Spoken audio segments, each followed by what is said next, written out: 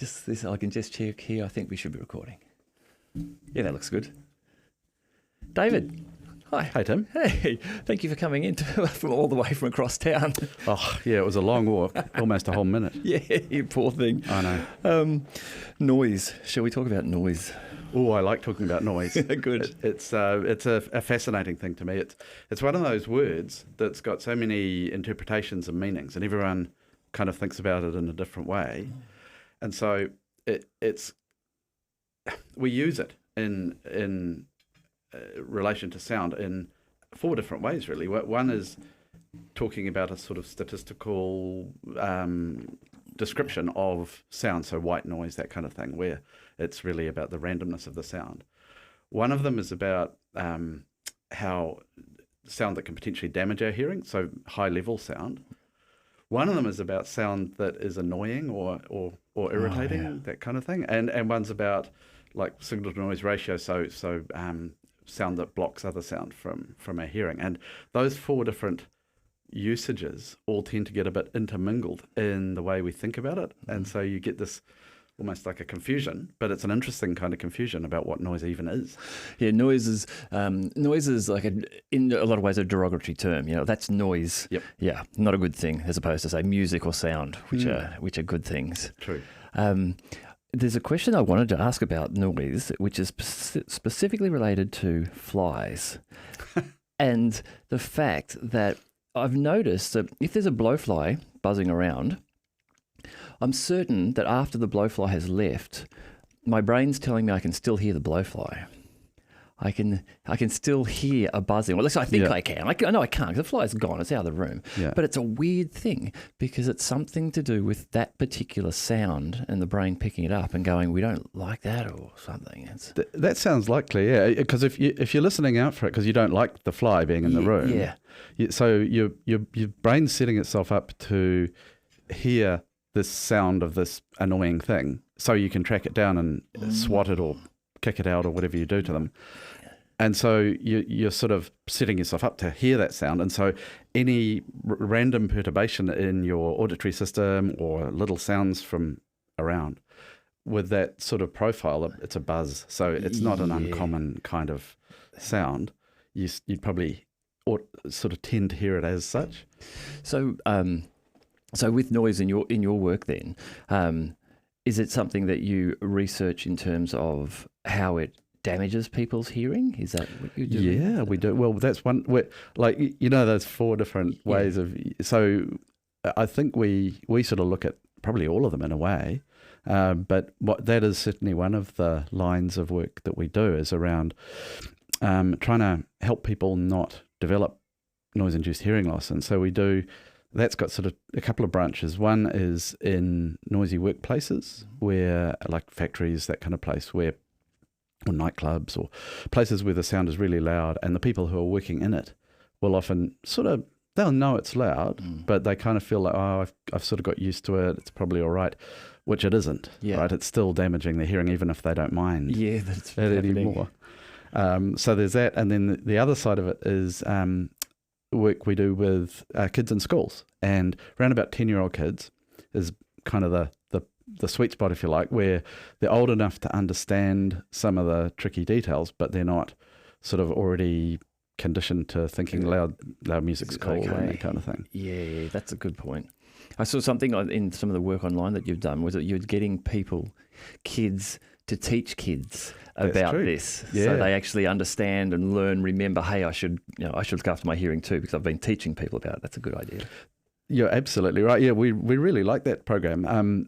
It's a program called the Dangerous Decibels program, and the final product is a 45-minute classroom presentation, ideally to a class of about 30 kids, and we go to the local secondary school. Funnily enough, I was at a party last night and was talking to one of my friends who's a secondary school teacher here at Kaipara College, and she was saying you should come and do it here and we're planning to try and do it. But so you take the older secondary school kids, you train them to deliver this program, which is 9 modules that all together make up this 45-minute thing. And it's really fun. It's basically playing games, and you're talking with the 10-year-old kids, you're sort of talking to them and getting them to engage. It's really enjoyable just to do and for them.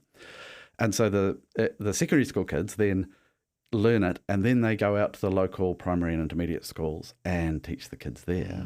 And of course, who do 10-year-old kids listen to? Yeah. 15, 16-year-old kids. Yeah, the big kids. Yeah. So it's really fun. That's a really clever approach for 2 reasons, because you're right, the kids will listen because it's big kids telling them, so you're guaranteed they're going to take it in. Yeah, yep. And the big kids are like actually baking it into their brain. They can't now deny it and go, oh no, it probably doesn't hurt my hearing. It's like, I know this isn't a good thing. I'll turn my headphones down a little bit. That's a really good, clever idea. Yeah. Well, you're on it. And that was the thing we were quite pleased with. That we did a little bit of research on the older kids to see what happened to them. And as you say, because they'd been saying it so much, it's kind of hard not to believe it. Yeah, right? That's right. So, and it does that, but it also does, and this is one of the things I was talking to Fleur about last night, is it does, it gives those older kids a sort of an opportunity to get involved in a scientific kind of discipline. Yeah. It lets them see how it's relevant to real life. Yeah. And it has a lot of benefits for everybody concerned. That's a really good program. Yeah. What's it called? The Dangerous Decibels Dangerous program. Decibels, yeah. And is that just through New Zealand secondary schools? How does it roll out? Yeah, well, that's a good question. It was originated in the United States. Right. And there's a group of people who were over there who came here. And at that time, that was in 2011. So they trained a group of us here. Yeah. And at that time, we were working with an organisation called the Pindrop Foundation, they were sort of doing that work with us around going to schools. And so they were looking after the management of it, and we were doing the sort of technical side. They had a change of direction, and then we were working with Hearing New Zealand, which is another charity that does that kind of thing. They've recently had a change of direction as well. So we're actually looking for a new group to work with. So, maybe we can find someone here. We might. If that's your field, get in contact with David. But sorry, to answer your question. So it doesn't have to go through secondary schools. That's one way to do it. The other way is to train a group of adults, and this is what we were doing with Hearing New Zealand, training a lot of their volunteers and staff who would then go to the local schools around the country and do it, which is a more efficient way in some ways because they don't, leave school. When you think about this, this really should be part of just, I guess, your normal health education at school. Your hearing health. Well, I like the way you think, and that's something we've tried to explore. It's a little bit tricky to get things added into the curriculum. I can imagine it would be, yeah. But it's. But if your goal is to teach kids about health and let's protect their hearing, the health of their hearing, and this is a program you can demonstrate works really well. Somewhere in the education board they should be going, we should just do that. We should drop whatever else we're doing because this will work. These kids will actually learn. And they might get both sides of it. When they're 10-year-old kids, they get taught it. When they're 16-year-old kids, they get to be the teachers. Yep. These kids will look after their hearing. Yep, absolutely. And when they grow up and are working in factories or loud places, then hopefully they end up there with their own kids, being taught this stuff. They can relate to it. This is the thing. They will have been taught. They will how do I say this? They will have the belief or the self-confidence that protecting the hearing is an okay thing to do. And the reason that I know that this is a good thing is because I was in Melbourne at a club one night. Panau were playing, and the sound in there was criminally loud. It was dangerously loud. And we went in there, and there was no, it's really going to be really loud tonight. Here's some ear mufflers or earplugs or anything like that. And I remember the indecision in my mind of going, I should just sort of put up with it. Eventually I said, no, I went to the toilets, got toilet paper, and for my sister and my girlfriend, and I said, stick this shit in your ears, man, this is too loud. And I'm really glad we did, because I'm sure everyone there that night suffered hearing damage. It was so loud. But there was this real having to kind of have the confidence to go, you should do something about this. Absolutely. Yeah. Which is weird because you should, but it's one of those things that you kind of feel a bit of peer pressure, I suppose. Look, those comments you're making, it makes me think of 7 different things all at once. So, taking your last point about the peer pressure, there is this feeling. One of the things we seem to get from being at gigs or loud concerts is this sort of sense of solidarity and community with the other people who are there. Yeah, and definitely. Human beings being very social animals, it's one of those things that we really like. And I think that putting in earplugs, it kind of divorces you a little bit. It's like, it separates you from the other people in some sort of psychological way. And to me, it's associated with that whole thing of self-care being a little bit a weakness, seen as a weakness. Not that it is, but also a kind of it sort of seems to somehow detract from a bonding experience. Like you think of playing a sport in a team or something, and sunscreen, injuries, all that kind of stuff. Seat belts, all those kind of things. Diving into water without checking, all those kind of things. Which as kids, you've got to teach kids, hey, this is a thing you should do for safety. Yes. But in front of your mates, it's like, oh, do I have to put sunscreen on, or do I? I can see it's that peer grouping, social grouping pressure. It's interesting, isn't it? And we do tend to like people who are brave. All of our stories are about this brave guy who goes and fights a dragon or something. Yeah. So is that maybe something in human nature that we just like people who don't care for themselves? I don't know. Yeah, I guess. Yeah, probably. It evokes something in us. It's entertainment. Oh my God, they did this. Yeah. I would never do that. Wow, that makes them sort of desirable or dangerous. Maybe. Yeah. I wonder, but for whatever reason, it's a thing. I mean, even I, who this is kind of my bag.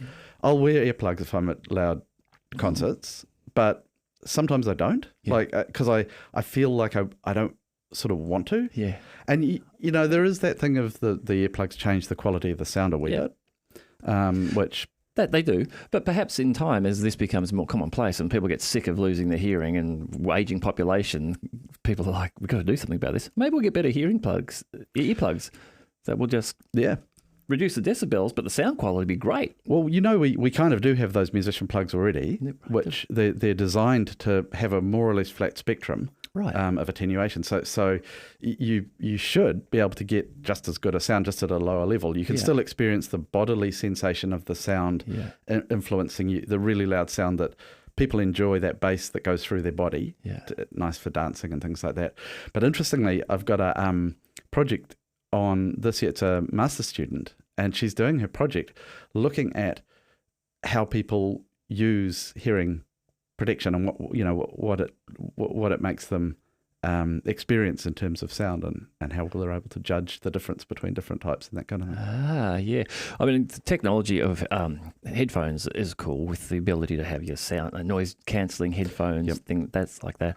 This is where I imagine in the future we'll get to a stage where using things like 3D printing and AI combined have an active earplug where you put in, and it will provide the deadening through the material property it's got. But then it'll be able to go, oh, okay, well, I'm losing the bass. I'll push the bass up in the sound you're given, and using some AI capability, I'll do a really good job of deadening other areas. You'll get great sound. Probably expensive. But we've already got electronic. So they're kind of halfway towards what you're saying. They're earplugs, and so they're a proper earplug, but they've got a little wee transducer on the outside, and so it basically picks up the sound and feeds it through until it reaches a certain level, at which point it doesn't feed it through anymore, and it uses the passive properties of the attenuating properties of the earplug. So it's kind of halfway there. It doesn't quite have what you're talking about, which would be really nice. But I've listened through them, and they work really well. When it's quiet enough,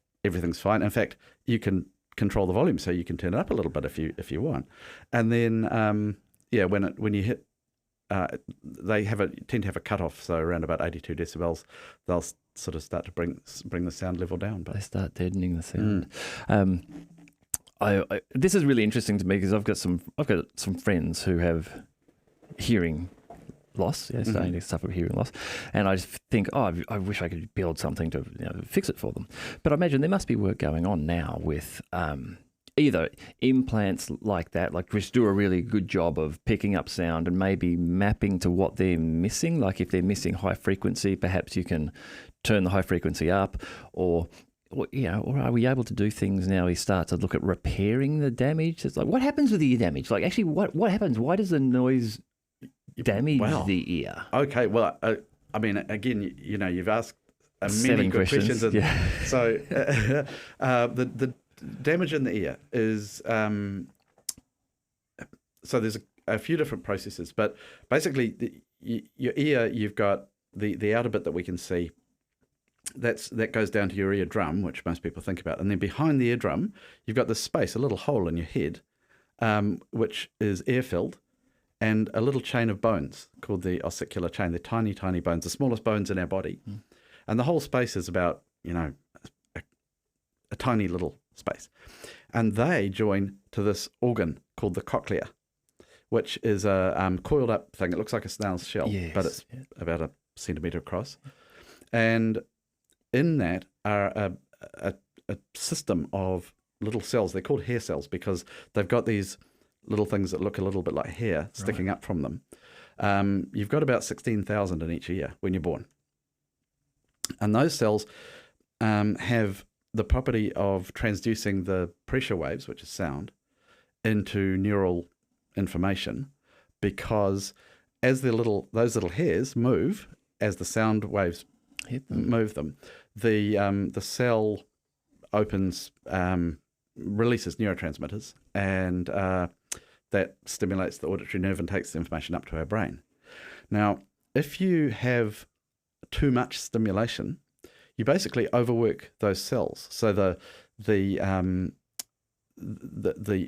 energy requirements of the cells become such that it starts to become inefficient, and it produces these reactive oxygen species that we hear about. This is why people take use antioxidants to reduce them, because that's partly why we age.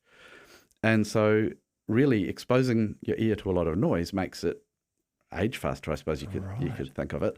And so those reactive oxygen species interact with all sorts of other things in there, cause damage, and eventually the cells reach a point where they shut themselves down. They kill themselves off because they know they're not viable anymore.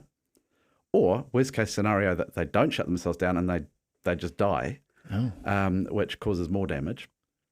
And so your 16,000 you've got when you're born, you slowly start whittling it away. So when you've got your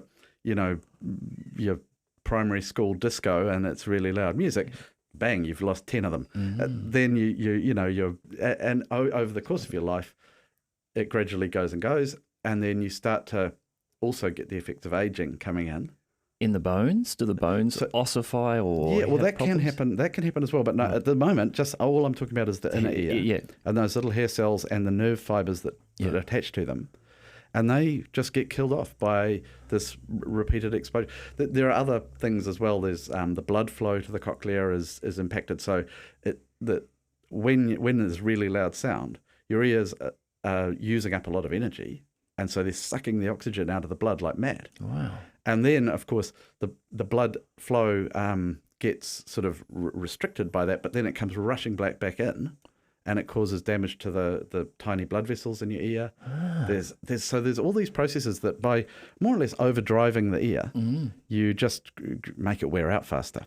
And is that a volume thing only? Like if the decibels are too high, it's driving them too hard. Yep. Because we're always hearing sound. So there's constantly sound coming into the ears, but if it's just at those low levels, they are able to manage it. That's right. Yeah. Well, it is a combination. It's not just the level; it's also the length of time of that level. Right. So that's why, like in New Zealand, the workplace regulations say the cutoff for where an employer has to provide hearing protection is 85 decibels over an 8-hour period. Wow. Okay. So it's not just a matter of the level, but it's a combination of level and time. So 85 decibels for 8 hours is the same as 88 decibels for 4 hours. weirdly, because decibels are a Logarithmic scale, and confusing. So it is confusing. But doubling the sound level means halving the amount of time you can be exposed legally. Now, even that level will cause damage over time. Yeah. But it's a happy medium between what's kind of too demanding on employers and what's going to cause too much harm to a person. So yeah, it's all a bit complicated. Yeah, it's interesting. I know that you used to go to the gym in the city, and they have little canisters on the wall full of little rubber earplugs. Oh, yeah. for people to use. And there were some classes, I guess, where it would get quite loud, I suppose. And I guess I would use them. But again, there's no requirement there. It's just your personal choice. If you want to look after your hearing, stick them in. And that's a really interesting point. We've got these regulations for workplaces. Yeah. But you were mentioning concerts before, clubs, any sports events, gyms. There's no real regulation around that. It's so, and people don't know. I think it's not even that. I think that the logic is we shouldn't be dictating what people do in their free time. Yeah. But it's also that the problem to me is people don't realise that they're just gradually killing off these cells. And it's really sad when you see photographs of the inner ear after they've been damaged by noise. It's really sad. It looks like this horrible forest that's had a hurricane go through it, kind of thing. Well, sad's the word, I think. Yeah, that's it. And we don't know, because our ears don't really hurt with loud noise. They might for a little bit at first, but it feels like we get used to it. Yeah. They don't bleed when there's loud sound, unless it's really loud and the eardrum gets ruptured or something. So this damage is happening, and we don't know. And it's a pity. Yeah, it's interesting. I always thought when people talked about the ear hearing and having hairs, I thought that was like in the outer part of the ear, like the hairs were in there. Yeah. But no, they're actually behind the eardrum and in the cochlea. Those cells in there. That's it, and they're not really hairs. They just look like under a low resolution or low magnification microscope. They look a bit like hairs. They're called stereocilia. Oh yeah, and they're just they're quite amazing. Each hair cell. So each hair cell, you've got about 16,000 of those in your ear. They've got on top of them this little bundle of hairs, and they're graded in height. And so what you've got is like three like this. And as the sound comes in, they move relative to each other because the sound pushes them like this. And they've got, joining the top of this one to the side of this one, there are these little tiny filaments. And those filaments, as they move relative to each other, pull. They stretch, and that opens what are called mechanically gated ion channels. So they pull open Actually, the mechanical operation of cells is blowing my mind the more I talk to people about this. It's brilliant, isn't it? Yeah, like the actual pure mechanics of it. Like this pulls and that opens something and ions can pass through it. It's not magic. It's actually just mechanics. Yeah. And it's fascinating because you think about how we evolved this system to translate or transduce pressure waves traveling through the medium that we're in, evolution, into neural signals. Yeah. And obviously they're crucial for survival. Yeah. And so, we did it. And it's such a beautiful system. And what do we do with it? We go to a nightclub and destroy it. That brings up a good point. Why do we do it? Why do we like loud music? Yeah, that is a super good question. So we did a little bit of work with one of my colleagues, Guy Fremoa, and I did some work into that. And we just asked people who go to clubs, why? Why do you, what is it about that you enjoy? We asked the people who go and the people who run the clubs as well. Yeah. And it's because, of course, the people who run the clubs, they're working in that environment. Yeah. So technically, they're actually in breach of a lot of the safety regulations because it's a workplace and but it's not policed. So, however, so we found. There's a few things. One is that quite a lot of people who go to clubs don't really want it to be that loud. But the club owners kind of think of it as an expectation that it just has to be that loud. So because that's what the punters expect, kind of thing. It's a club. That's the place loud music happens. Yeah, so the music needs to be loud. Yeah, that's it. So it's a bit of a circular thing. But we think there's also a quite a big conditioning element in it. So the idea of classical conditioning, the Pavlov's dogs with the sound of the food bowl, and they start to salivate. That's it. Yep. So, what in our society, you think about when you get loud music, it's when you're having fun times, right? Even I was talking about primary school discos before. Yeah. It's a fun day for the kids. When you have parties, loud music plays. When you go out with your friends, loud music environments, and so you tend to start associating this loud music with all these other fun things that are a huge part of our life. And so I think we've kind of just conditioned ourselves as a society to want loud music. And not everybody does, of course. Not everybody's been conditioned like that. Some people just don't like it. And there's other factors that come in, personality and things like that just make you not want to. But that's one of the big things. The other side of it is there's a physiological adaptation that occurs when you're in loud music. And you must have experienced this yourself. When you go into a really loud place, a club, at first it's like woof, and it does almost hurt initially, and then after about 20 minutes you kind of feel used to it. And like I said before, that's one of those weird things that it feels like you're used to it, but actually you're not. Your system's still getting damaged. And so however, because your system allows you not to feel uncomfortable anymore, we put up with it. So we try and have a good night of fun. We know that loud music equals fun. We have the system that has this wonderful ability to adapt itself, and so it doesn't sound that loud after a little while. And so it's just become an integral part of our society, I think. It's and therefore you get this situation where the managers of the bars think this is what we've got to do. It does induce excitement, loud music. Yeah. And I wonder if that's even got to do with, like I was thinking a bit about this before. If it goes back to things like, battle and war and periods of time like that where it's noisy, those things, even if it was back in hand-to-hand fighting, people are yelling and screaming and very excited and it's loud. And so maybe that conditioning is even sort of tied to something like that.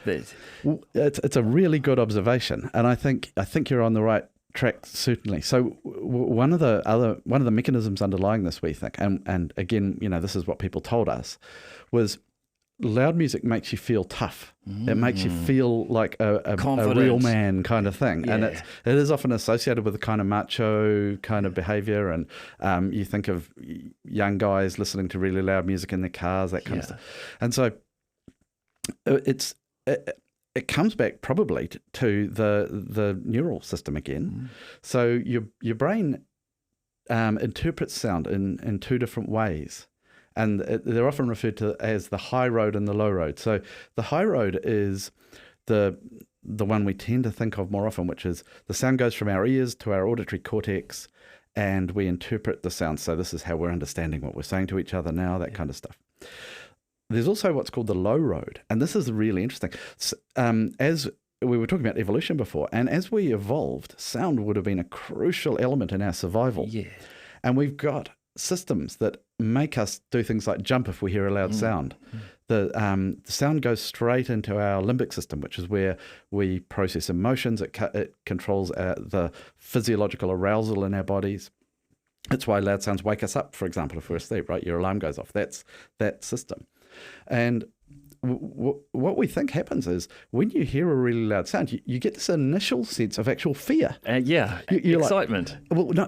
Excitement, but a little bit of excitement, but also actual fear. Like there's because you're automatically programmed to feel fear when there's loud sound. Little bits of fear are fun. They are, because you then control that, because there are descending pathways controlling this. This low road, the limbic system. So what happens when you play your music really loud is you get this momentary fear. You control yourself because you know there's nothing to actually fear. So you just go, no, steady on. And then that's why you feel tough, right? That's because you've controlled the master. You've controlled your fear. You've mastered your fear. And so we think that is part of it as well. And that's probably why you were talking about like battle and battle cries and things. Perhaps. That's probably where they came from. Is by this big yell is like puts fear in the heart of your enemy. And even at sport, even when it's not fear but excitement, like if your team's winning and they're running down the field and it's all good, people are yelling at the top of their lungs and you're smiling. It's a good feeling and it's loud. Yeah, well, that's true. That is true. Yeah. So it's all sort of tied up with fun, excitement, overcoming your own weaknesses, if you like, and then there's also that high road side of it, which is, you know, the enjoyment of the music itself, the other experiences, and then tied in with that is the stuff we were talking about before of that sense of bonding with others, which again, it's related to sport, right? That sort of team thing with all these people who you really don't know, but some tribal connection. You feel the this sound. wonderful connection. Oh, definitely. When you go out to like a big concert or big outdoor event and the sound's pumping, you're just looking around dancing with all these people. You certainly feel like you're connected. You've never seen them before in your life, but you have that sense of connection. And it's a real music. joy, isn't it? Yeah. That's an interesting thing. Yeah. Have you done work looking at what happens, you know, sort of to people's brains, like why we enjoy music, and because that has such an emotive effect on people? Yeah. It's a really, really interesting area, and I haven't done research on it, but I've done some sort of theoretical work with. I've got a couple of colleagues overseas. They're musicologists, and they and I have sort of done some thinking about this and written some stuff, and it is really fascinating. There's one sort of set of theories that it comes down through the evolutionary line again. So we probably evolved a whole lot of things to make us enjoy sounds of certain types. And then music kind of has drawn on that. Yeah. There's also the reverse theory, which is that we've had music alongside our evolution for a very long time.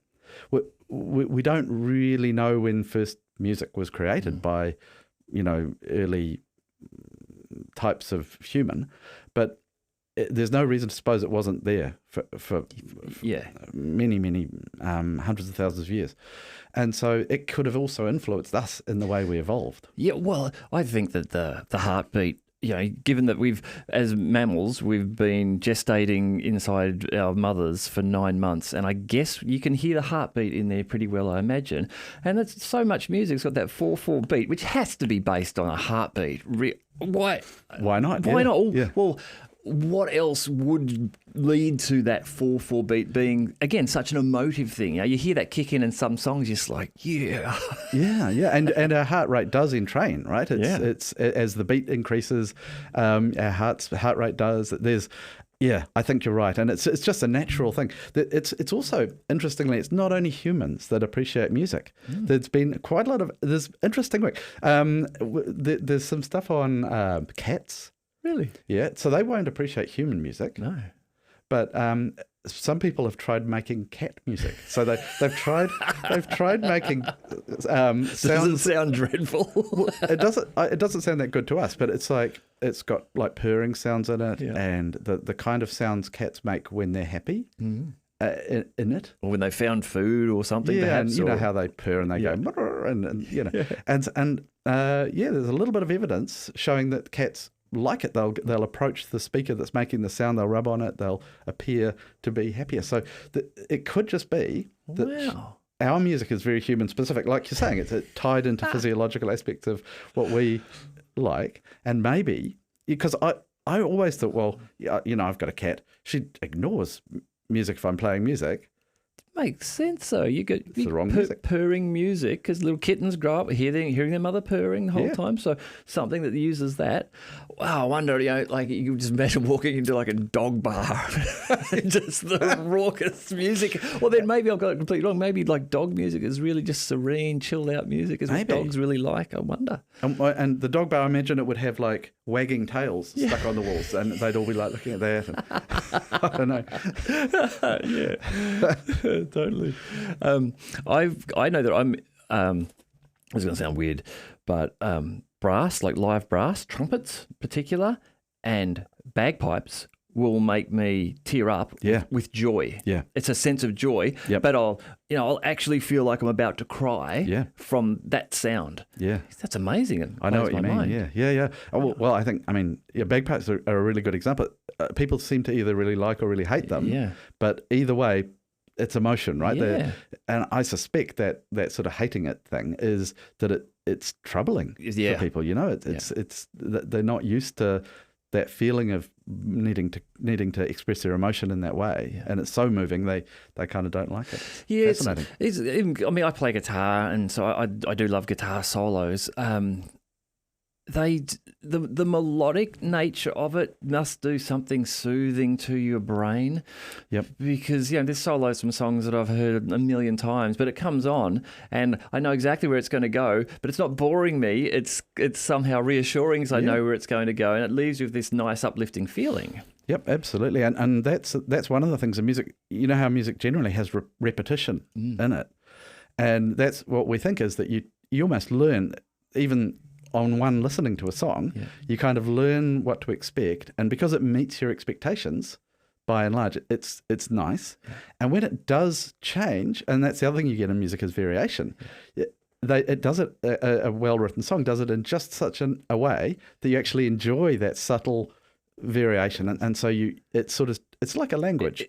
Maybe that's the little excitement of surprise there where it's slightly different here. Oh, that wasn't what I was expecting, which is like that often makes you laugh when something like that happens. You're not expecting it. Someone falls over. Oh, I wasn't expecting that. I shouldn't laugh, but it made me laugh. It was funny. So the music maybe gives you a little bit of that lift as well when it changes. I think you're right. It's one of the funniest things is listening to a badly played song that you know well. It's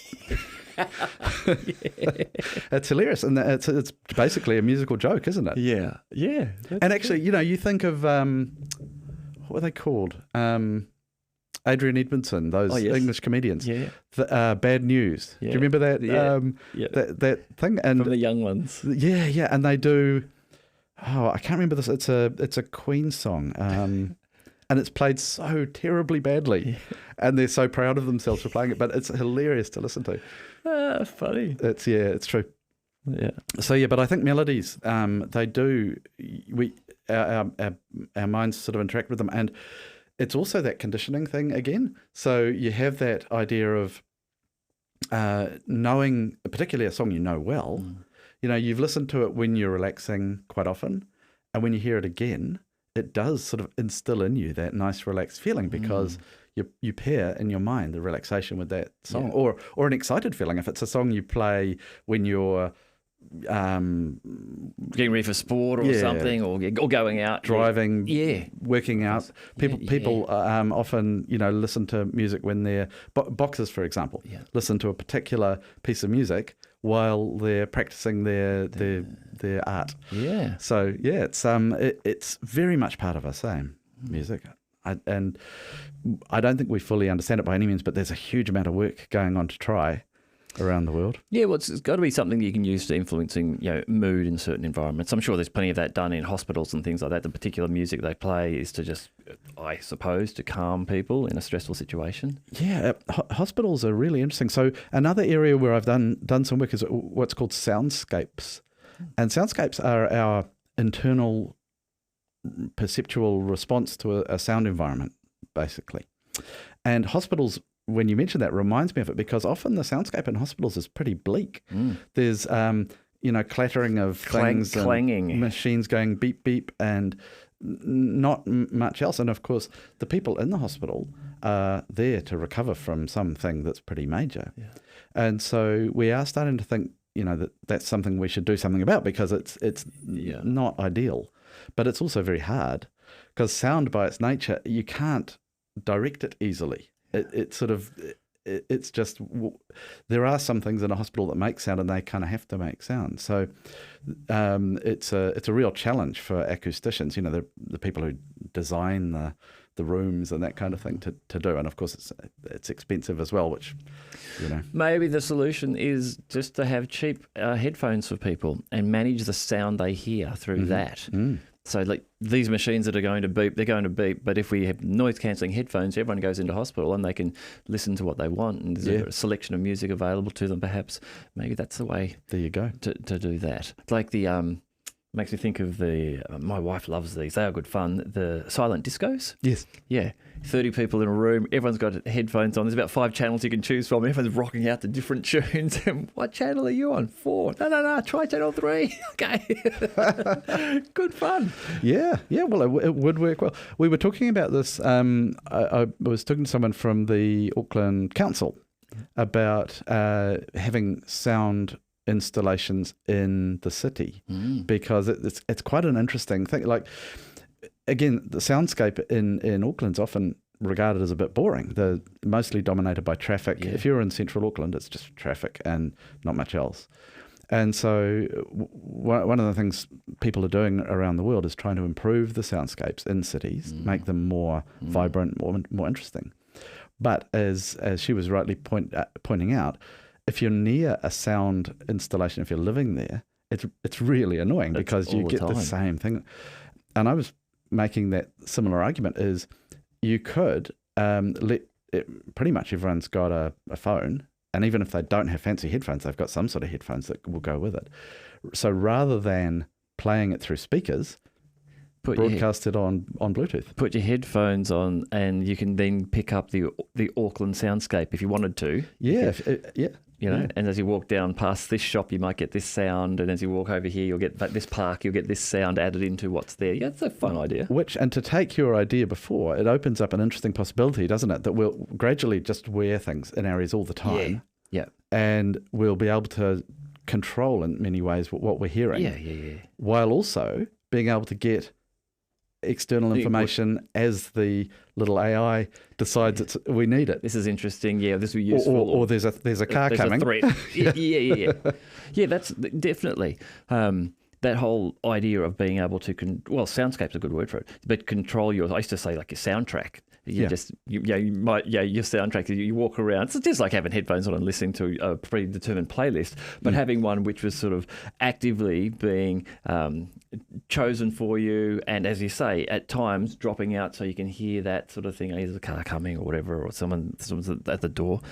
Yeah, I can see there's a lot of opportunity there for some consumer products in that space. And it's a thing that we think is going to be good for people as well, because one of the issues we've got at the moment is as people lose their hearing, and pretty much everyone does, starting from about age 30, your hearing starts to deteriorate. So those little cells I was talking about before, they start to drop off. Even if you're not really exposing yourself to loud noise, there's other factors to do with aging that just, they die off. And so because it's so gradual, people often are not aware that they're losing it, because your world just shrinks around you and you don't know. Yeah. And this is the people around them know, because they struggle to communicate with them. But for many people who've got hearing loss, they're simply not aware. They get annoyed with other people because they're mumbling, but they don't realise that it's them.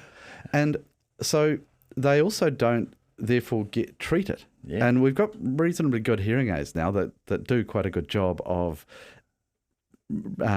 providing information that allows people some access to sound. It's not as good as your naturally is, but it's much better than nothing.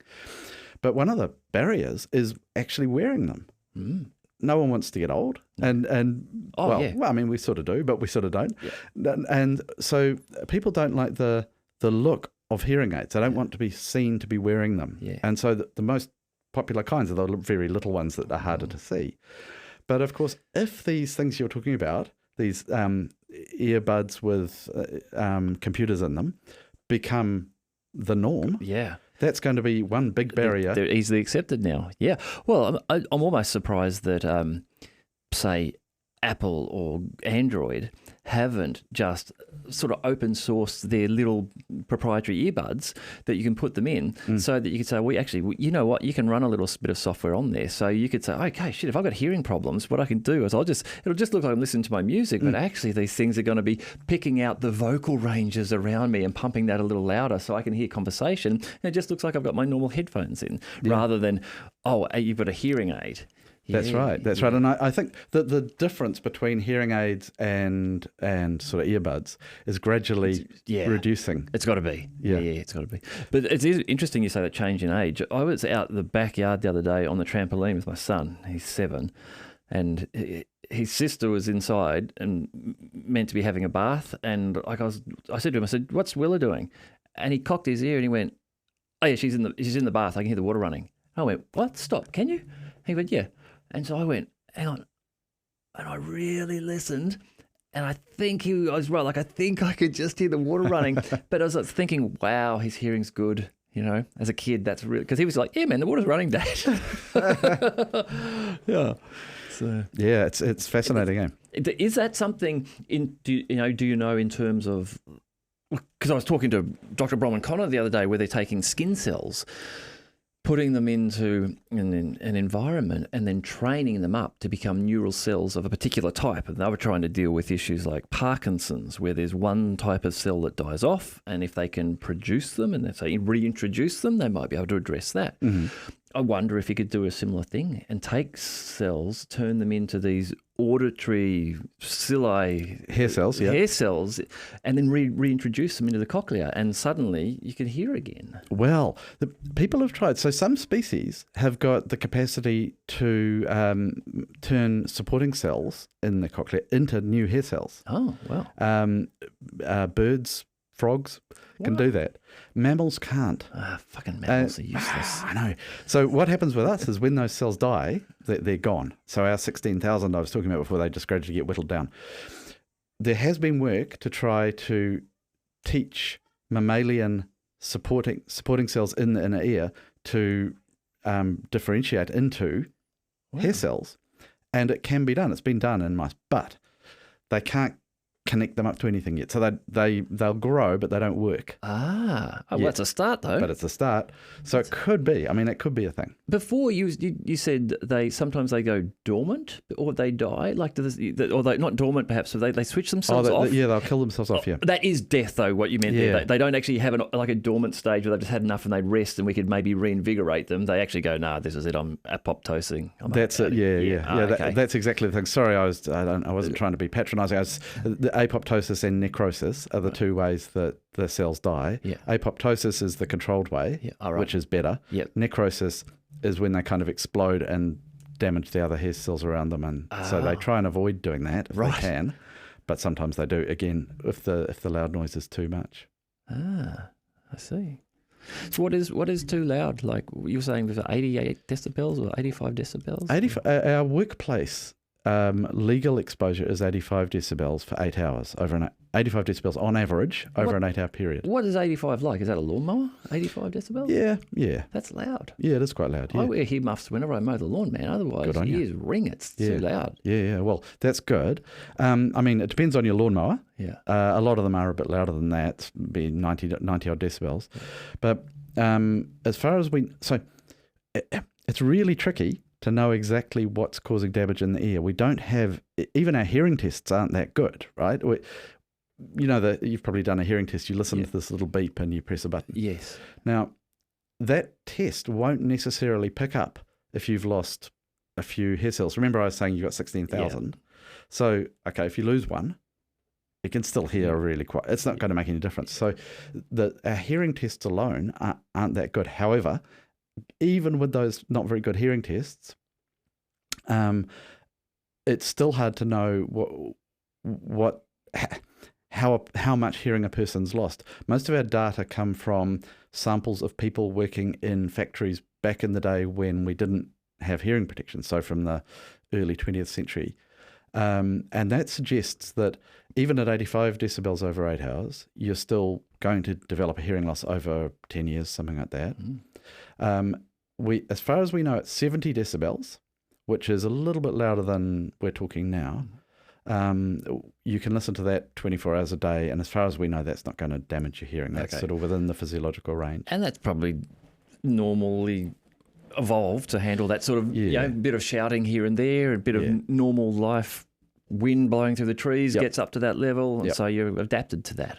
But above that, if you listen to it for too long, you overdrive your system and it starts to die in those ways we were talking about before. So it's hard to be sure if even that might not be causing some sort of harm. Because as I say, the ear is really hard to get at. It's it's tucked away. The actual inner ear, it's hidden under our brains, right? It's the safest place in our body. It's so well protected. We still manage to damage it, but it's tucked away there. But it means we can't really tell easily what a given sound has caused in the way of damage. And is it high frequency sound is more damaging than low frequency sound? Those sort of things. Yeah, yes and no. So because high frequency sound is by its nature higher frequency, it's stimulating the cells faster. You'd think maybe it would. On the other hand, low frequency sound travels better, and it has more power in each wave. So for a given level of sound, if it's 10,000 hertz, that means the energy is distributed across 10,000 waves. Versus 1,000 hertz, where the same amount of energy is distributed across 1,000. So each wave has got more power in it. That's true. Which is why the lower frequencies travel further. So, if you are in a big room and there's people talking the far end, you hear that's because it's just the low frequencies. The bass is traveling. Yeah. And so the low frequencies actually probably do cause a lot of harm because they've got power in each wave. It's like a big sustained push versus lots of little ones. Yeah, versus. But both of them will cause damage if they're at a high enough level. Yeah. So it's as far as we know, like we tend to lose our hearing in the high frequencies first. Right. And we think that's probably because of that high rate of activity. Snapping the ends off the little hairs or something mechanical's going on so they can't detect the high frequency as well. It is partly snapping the little hairs, but it's also just driving the hair because you know how I was saying before there are those little tip joints and so if they're doing that 1,000 times a second, that's stimulating the cell that much. If they're doing it 10,000 times a second, it's stimulating it 10 times more. And so it's driving it faster, driving it harder, and therefore making it go wrong. And I suppose that's why it's the high frequencies that we tend to lose first. Well, I wonder too, again, at the mechanical level, if you're saying between the little hair-like things, there's those little connecting pieces that open up mechanically. If even, maybe a high frequency causes some of them to break. So the major hairs are okay, but the connections are gone. So now they're not opening these things mechanically. That's the whole mechanical level of cells. As I say, it just blows my mind. It's fascinating to think about, though. It's so nice to think that's going on in our ears now. As we're talking to each other. It's kind of beautiful. These little arrays of cells, and that's just the ears. That's just the ears. All the other parts and cells in your body that are just doing these amazing processes with these amazing mechanical components in there, doing things. I was talking to someone the other day about bacteriophage. These things are shaped kind of like a three-legged squid, and they have this spike in them, and I think they attack bacteria or something, but it looks like they land and then they inject this spike in. It's a mechanical component, it's a tool, and that's going around inside your body doing its jobs. Crazy. It is pretty incredible. It's really it's that idea of us as biological machines. It's quite a tempting way to think of us. I sometimes think it's too tempting because we're not just machines, but we've got these little mechanistic components in us. Yeah. And maybe we are just machines. I mean, that's the other possibility which we don't like to think about too much. But this is so amazing that you have this DNA which gets into a cell, and then RNA, which will take nutrients and components from the cell, run them through, ribosomes, whatever they're called, to produce proteins, and these proteins wrap into shapes to build these units. It's incredibly complex. But it is like a little factory, isn't it? It's a factory. Those cells are little factories producing all sorts of different things and doing jobs. Like in some cases, they're constructing these components which bind parts of the cells together, which allows a process to occur, and then they'll shut down and they'll break that down again. It's not a simple round ball cell magic energy. No, man, it's like work is going on in there all the time. There's absolutely, but then okay. So how do we get to be? You're Tim. Yeah. You're Tim. Oh, the conscious. You're not just a whole lot of little factories all producing things, right? Yeah. Well, these are some of the questions, aren't they? Is this just how our universe is put together? that if you get a whole bunch of little moving components moving together, they generate a consciousness out of like a field. In the same way we say a magnetic field is generated. There's a magnetic field across the universe, and you can get these, it has a force, and an electron field. Maybe there's a consciousness field, and for some reason we get them when all these little components get together and wiggle the right way. I don't know. But what, I mean, that's true. That's an interesting thought. But we can't detect it, can we? No. There's a really interesting guy, Donald Hoffman, who has done a heap of work on trying to prove that what we see as reality isn't reality. It's not there. And we're kind of saying this now. What I'm actually looking at now is a whole heap of little cells filled with tiny little machines. But what I see is you and your face and your shirt and your hair. So he's saying that basically our brains have evolved these heuristics to enable us to be able to survive. Because if we actually saw what was there and tried to process that, we would get nothing done. Yeah. And so he's done a whole heap of work on that and modelling that. And basically in all of the models, the animals, let's say, or the entities that see the universe as it is, they die because they're just spending too much time trying to process what things are, and they're not actually surviving and able to deal with things heuristically. So he's got to a point where he said, yep, we definitely see things like icons. His example is, you're on your desktop, on your computer, you've got an envelope, and that's an email. He said, but it's not actually an email. There's no email there. What there is underneath it, there's circuitry of your computer, and there's electrons going backwards and forwards, and bits and bytes and resistors and transistors. If you had to think about that every time you wrote an email, you'd never write an email. But then, so from that, he's then sort of extrapolated out to, he has a theory that space-time is not fundamental, that there's something under that. And what he believes it is a concept of conscious entities, and that there is some stacking together of conscious entities with complexity, and that's how we get our consciousness. And I think part of the reason he thinks this is because there are some challenging questions around when people have their brain separated, parts of their brain, and they end up with like two consciousnesses. And I think his theory tries to address some of those edge cases as well. Okay. It's really interesting. Yeah, it is. And you were making me think as you were talking about that idea that he's proposing that if we could see absolutely everything, we wouldn't be able to do anything. It's essentially getting back to the noise issue. That it's our systems are screening out the noise. Yeah. They're taking the key parts. The key signal is this macro entity. Yeah. The noise is all the tiny little bits that I can see at a molecular level. It's too much. And evolution has decided that for us. Yeah. By letting us survive if we were able to pick out the relevant bits. This was one of the challenges they had with visual AI and like visual processing and detecting of images, is that the computers were just looking at like it was giving, how do you give them that level of information? Like what level am I looking at? Am I looking at these trillions of pixels of data I can see, or this blob which kind of looks like a person? Yeah. Oh, that's the level. And somehow they needed to, well, I think they would see too well, basically. They'd see too well. Yeah, they'd see too well. They'd see they were seeing in the noise rather than the signal in terms of what we're interested in. But then again, it's a challenging thing because it might be most of the time the signal that I'm looking at is you as this macro entity, I keep saying. But then if the detail were like, oh, I want to like look at your skin or something because you got a cut or something, then I'm going down to another level of detail. And that's, again, part of this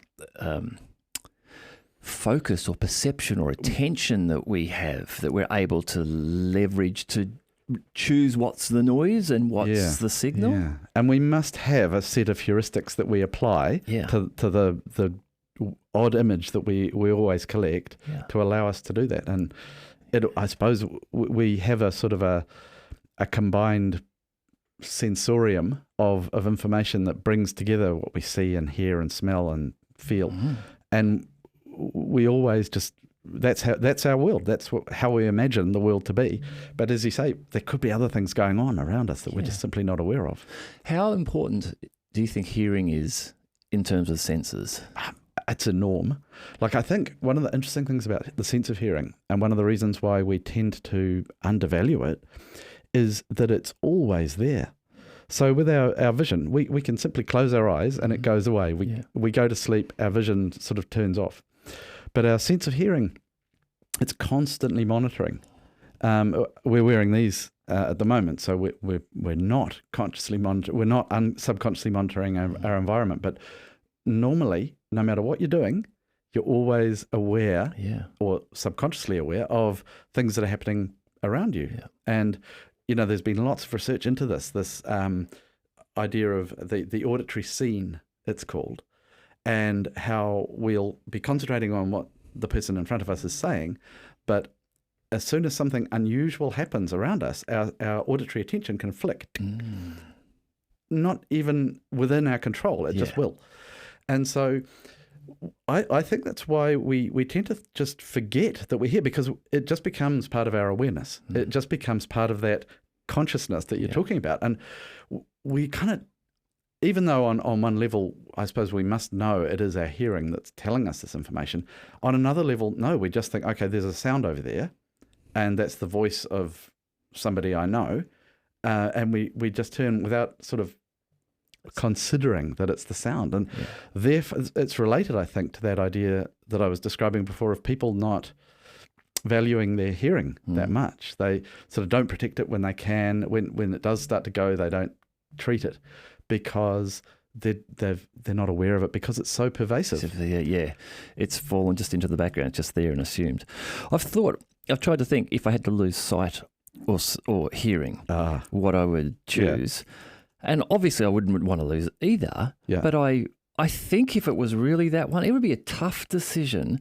I know that vision, you just don't want to let go of that, because vision and your mobility are tied together. If you can't see, it's very hard to be mobile. But like I was saying before, I can't really think of, and I might just not be thinking of them, I can't really think of scenes that I look at them and they're emotive and make me cry with joy. But I can hear a live trumpet played on the street and that will make me, feel that joy.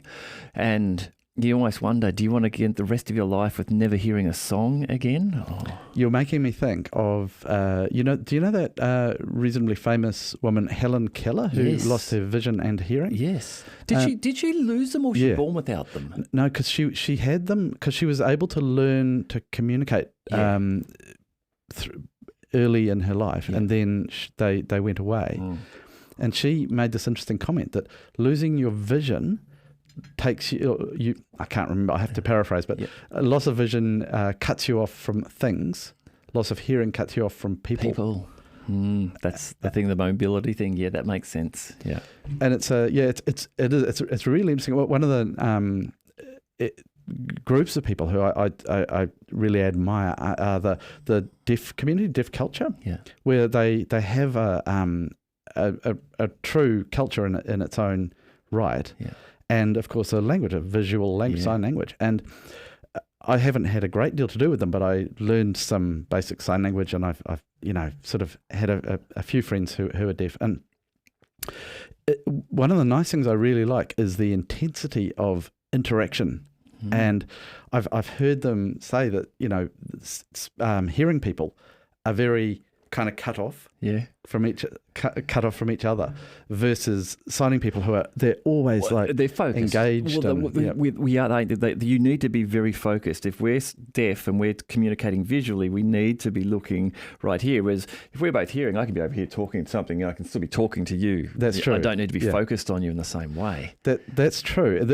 I think I don't need to be as engaged with you in the same way. Yeah, maybe that's true. Yeah. And we also, as we're talking to each other, our faces are showing some expression, as we think, but not as much as in sign language. Your facial expression plays a huge role in the language itself, and so it kind of gives a more, I suppose, intense emotional experience, which is interesting because it's visual. Well, I think it was very hard for people during COVID with masks. They could no longer read lips and see people's mouths to pick up on that. Yeah. That was an interesting experience with the COVID, and losing that information. You sort of learned to judge what people are doing by their eyes a little bit, but it's tricky. Here, the ability to hear and speech is really well connected. I know a couple of people who have, I would say tiny like speech issues.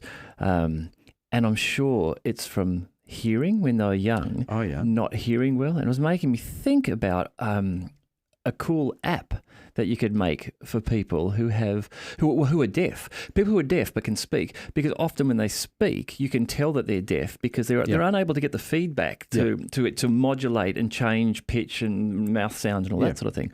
But I was thinking, what you could do now is they could just have a phone app where it picks up on their voice, and if it recognises that something, the high frequency is not quite right or something, you could visually give them like an aura or something. Like if it's all green in a circle, you've got it all right. If it's not green at the top, you need to push your tongue up or something like that. You could. Yeah, it's an interesting thing that feedback that we normally get all the time from our voices. We get it in quite an interesting way. At the moment, when we're talking, it's a little bit different because we're wearing these. But usually, when you're talking, you're getting a lot of the information transmitted through the bone of your skull from your voice.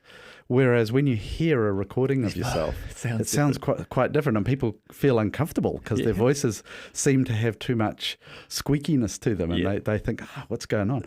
And so would I really sound like a shit? Yeah, but that's just, I think it's just that's how everybody sounds, and it's different from what you expect. Yes, it breaches your assumptions about the world.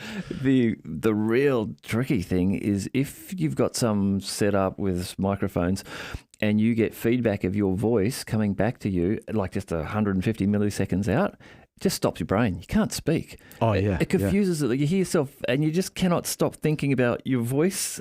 You occasionally get that on telephones, right? Where you get that sort of echo, and it's like, very, very weird. Yeah, our voices are they're very personal, right? We're really good at recognizing other people's voices. It's like a face. The brain in that oral capability. Like this, thinking about this blew me away a few years ago when things like apps like Shazam came out, and Shazam, it's able to hear the first few notes of a song and tell you what that song it is. Like, my brain can pick it out a lot quicker than Shazam can. And that's amazing. You get a note and it's like, it's the start of Sweet Child of Mine. Absolutely, yeah. I remember I used to have a friend who could do it. It was amazing. She was just incredibly gifted at that. Pretty much any song, one note, she seemed to know what it was. Whoa.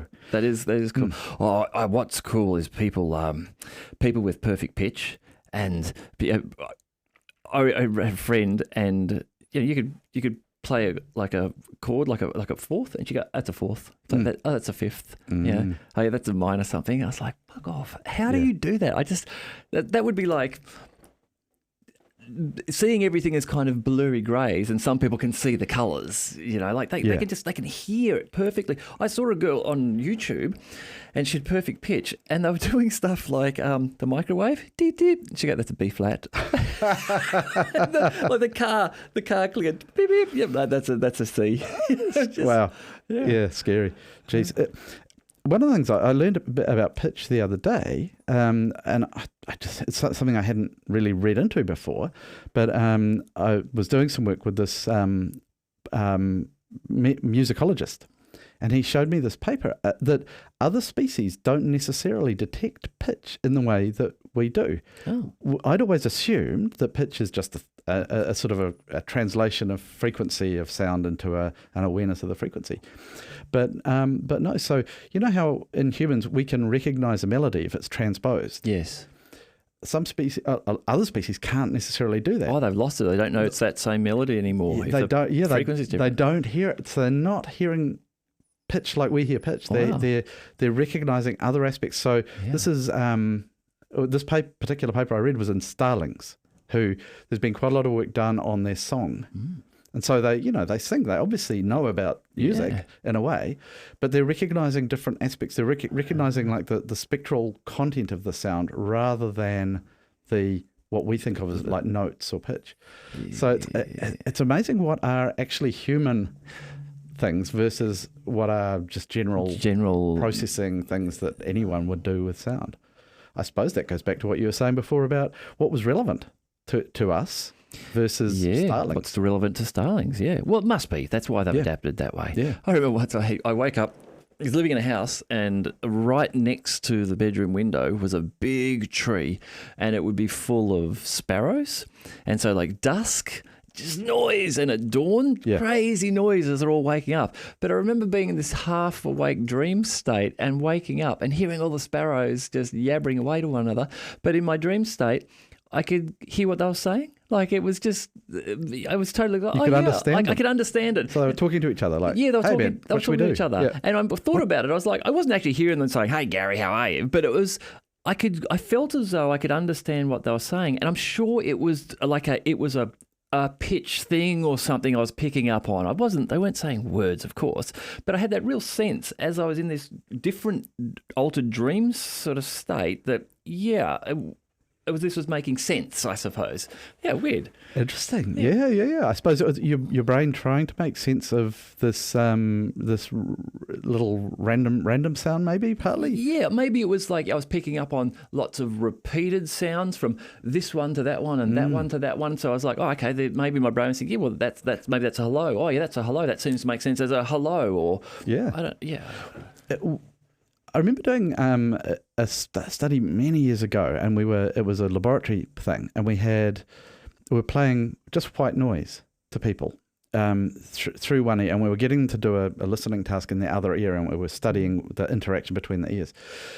But a couple of people said after they'd been participants in the experiment, they said, oh, I know what you were up to. And I was like, well, what do you mean? And I could hear the words. And I was like, no, there were no words. Yeah, and there were no words. But what they'd done... We've created a detection for schizophrenia. No. I think it's just natural. I think it's just the human auditory system taking this random stuff and finding things in it. Fills in gaps and things. Yeah. Like we see faces in clouds. That's it. We're looking for primed. Those heuristics are looking at noise and going, well, it's good to see a face or it's good to hear words. They're important. Yeah. So it's making them up. I had a big weekend a few years ago. I hadn't slept for a couple of days, and it was like getting up to the third day of no sleep. And I remember walking around the house going, someone's left a radio on. I don't have a radio. What's going on? And it was the fish tank, the little... The fish were singing to you? No. But it was the water bubbling in the fish tank filter just sounded like distant voices on a really soft radio somewhere. Like I couldn't make out the words, but someone was speaking is what it sounded like. And I think it was exactly that. The brain was tired, and for whatever reason, it was now really working on the... What's going on? Oh, that sounds like voices, but it wasn't voices. It was trying to heuristically pattern match some sound. So they thought that you guys were playing them subliminal messages. Yeah. Which indeed we weren't. Your comment about your fish tank singing to you reminded me of a friend of mine telling me the story. He's got quite a significant hearing loss, and he said he one day heard, he didn't have hearing aids in at the time. He usually wears them.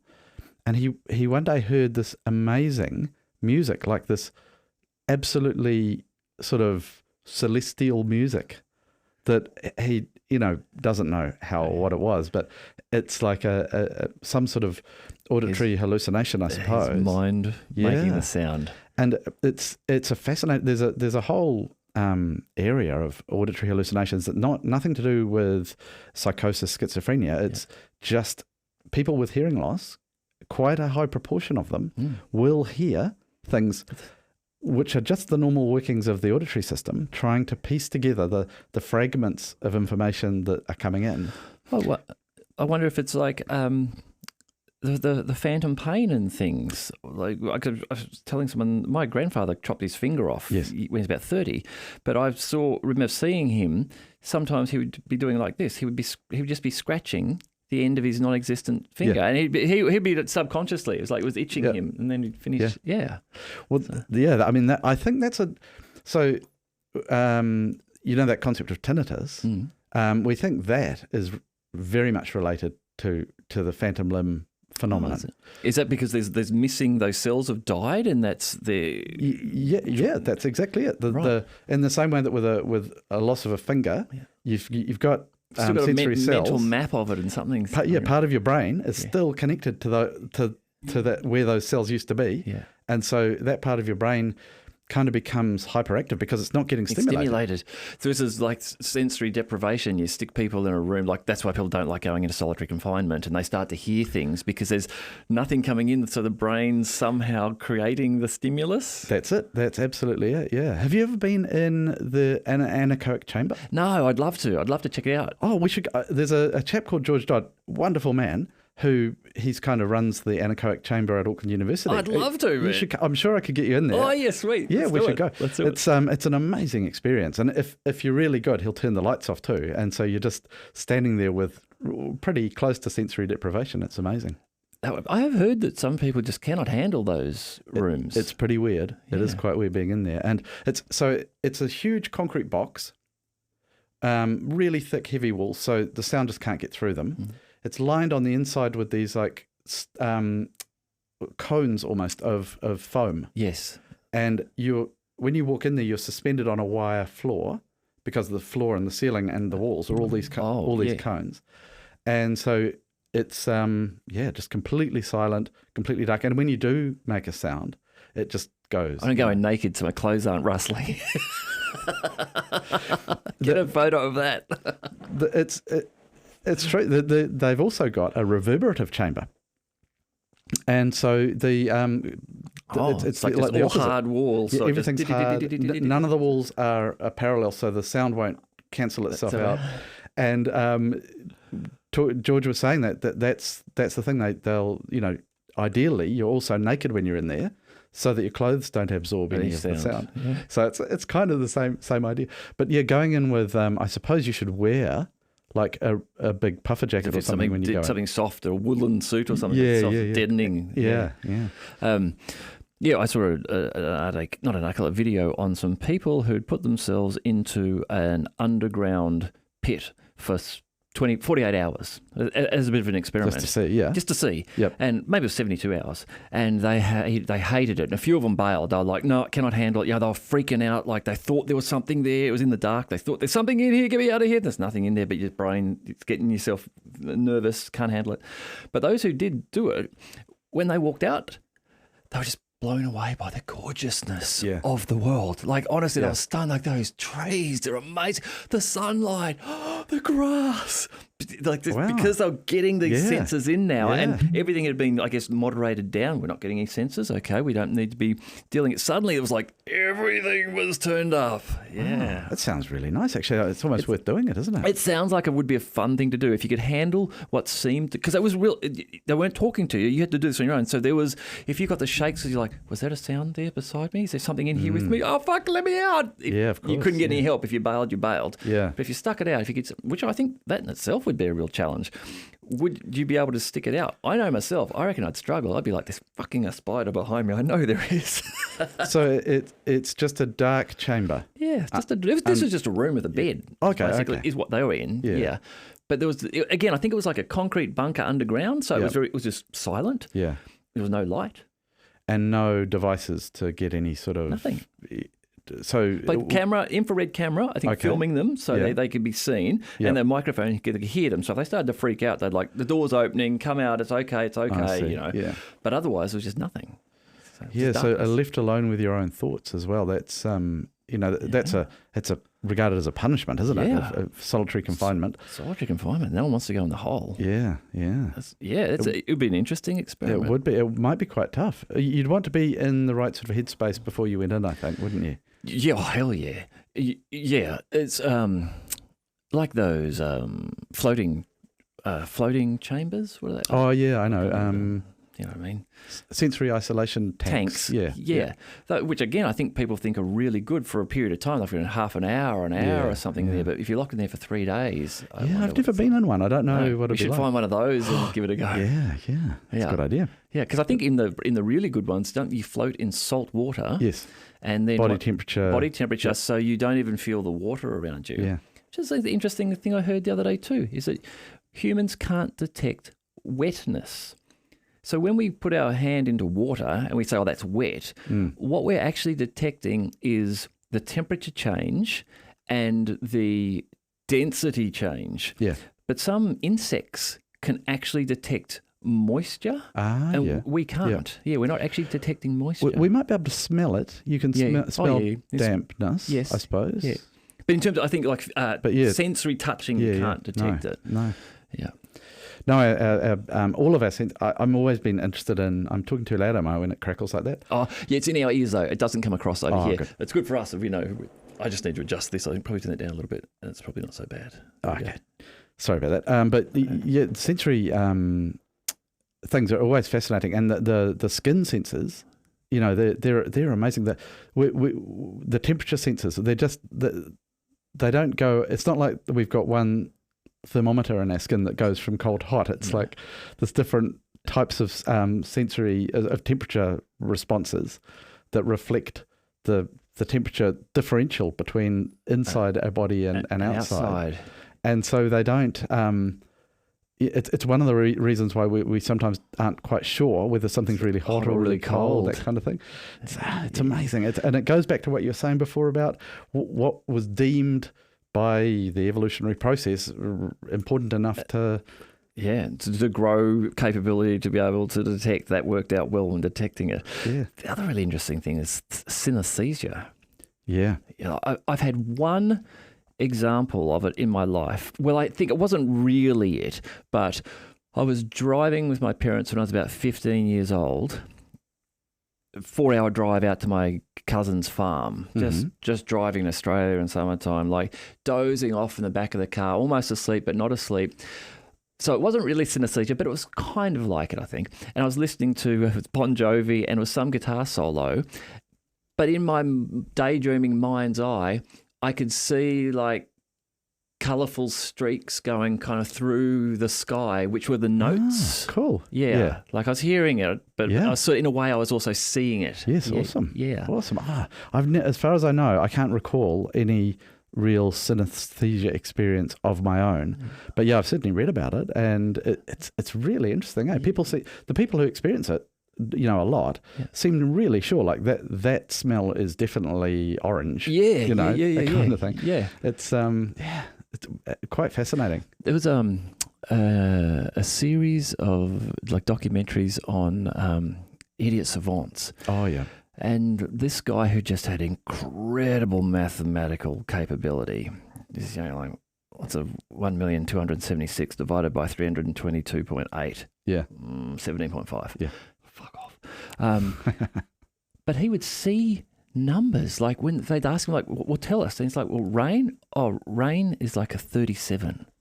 And like he could correspond nature and things to numbers. And this here, well, this is like a 24. Feeling this felt is 24. Yeah. And that somehow was how he was able to master numbers so well. Yeah, that's fascinating. The concept of mathematical descriptions of the world being the world.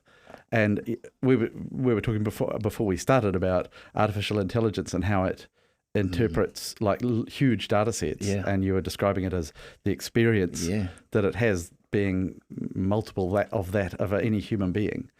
And of course, it's that experience, but it's that experience turned into numbers. That's what it's basing its decisions on. Yeah. Is, I suppose, binary encoding of all that information. I guess it is turning into numbers. That's at a basic level. That is. And so I wonder if you were talking about this chap who assigned a number to, and reliably assigned a number to different sensory experiences. I suppose. I mean, is that what he's doing? Is he doing something a little bit like? Is he thinking a little bit like an artificial intelligence might think? Maybe. Or am I drawing too long? I don't know. I feel like in a way it's like synesthetic. I feel like he's got a sense for numbers is how I was seeing it, but which maybe is that exactly what you're saying is happening, is that he's able to transfer the sense of the sound and sight of rain into a number. Yeah. But it was like, because he just had a sense for numbers, and that allowed him to manipulate objects in a different way to the way that we do. It'd be really interesting to get his whole, given lots of things. And map it out. Yeah. See, are there other things that have number 27? And there's that design concept of Kiki and Bobo, something like that. I don't know this. So Kiki, Kiki is sharp. If you think of the word Kiki, it's sharp. If you were to draw it, you draw it as like a couple of sharp points. And Bobo is like round, isn't it? Yeah. Yep. So whether that's, maybe it's not Kiki and Bobo, but if you Google it, it's similar to that. Something like that, yeah. And that's what I wonder if he's got a very heightened sense of that in that transferred onto numbers. Yeah. Whereas I'm saying, okay, this word is a sharp word or a round, fluffy, soft word. He's able to say, well, that rain is this number. Somehow he's got some mapping going on there. And how that helps him to calculate numbers, I don't know. Or is it that his mind is so obsessed with numbers that everything gets interpreted in that way? Yeah. The savants, that mental ability is just amazing with some of them. The guy who they take up in a helicopter, fly him for 40 minutes around a city, and then sit him down with a massive piece of board and a pen, and from memory, he just draws the whole city, and he'll draw what you could see out to the depth of his perception. He'll draw it all, and he'll draw a building over here which has got 15 windows, except on the 37th floor one of the windows was open. You go back to the footage. Oh my God, he got it right, and just the memory is amazing. Yeah. How does he generate that short-term memory so quickly, so accurately when we struggled? But I guess for him, somehow he's saying to the brain, well, that's not noise. If we fly around a helicopter and we look at the city, we might go, oh, there's the Arc de Triomphe and the Eiffel Tower. I could draw them because that wasn't noise. Yeah. But for him, somehow he's able to drop it down to a level and all of this stuff isn't noise. Yeah, maybe. And so, because that term idiot savant, it implies that they're also not very good at doing some stuff, right? So did he really struggle in other ways? Yeah. Most of these people in this documentary series did. You would say that in a social setting they would struggle with things, but in their domain they were masters. So is that thing that we devote, most people devote so much of their processing capacity to social interactions. Yeah. And that's why we're able to, today's the first time we met, but we get on well. It's kind of, we can have this conversation. We can interact really easily because socially we're quite capable in that respect. But in terms of working out the square root of 723, we're screwed. Yeah. But that's why I'm thinking, because that concept of artificial intelligence is really fascinating and slightly terrifying for most people. That the idea that we may be going down the track of building something that thinks in some ways better than we do, and trying to understand how it thinks. This is interesting, because I've thought about this a bit. So when you look at things like ChatGPT, so there's ChatGPT 3 or ChatGPT which is the current version that's been out, and 4 is coming out. 3 was trained on a limited data set up until 2021. They gave it some access to, let's just say the internet, but it was restricted access. Yeah. GPT-4 has been given much more wider access. Now, and this is where I could be wrong, because like we said earlier with our consciousness, if you get a bunch of little machines together, maybe they generate a consciousness. If you get a bunch of virtual neurons together, enough of them, maybe they form a consciousness. Maybe they do, maybe they don't. But if they don't, I don't think that that's a great concern. What I think you will see is that it will effectively be like, let's say we're talking about the field of, let's say maths again.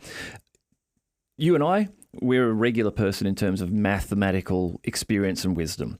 ChatGPT, because it's been given access to a whole heap of mathematical information, can pull it together and digest it.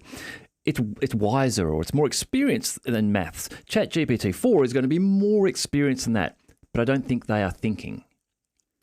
I think they're able to draw upon a database of knowledge, like we were talking before about people looking at moles and pictures of skin to determine which things would be cancerous. So I think that ChatGPT-4 will be more likely to correctly guess that this one is, but I don't think that it's going to go, you know what, I'm going to tell them that this one is when it's not, just because I want to fuck with them, because it's conscious and is thinking. Yeah, but what about 5 and 6? Well, again, I think they're going to be a growth in experience. Sure. I think that something else needs to happen for them to think. I think there's some things that might be missing.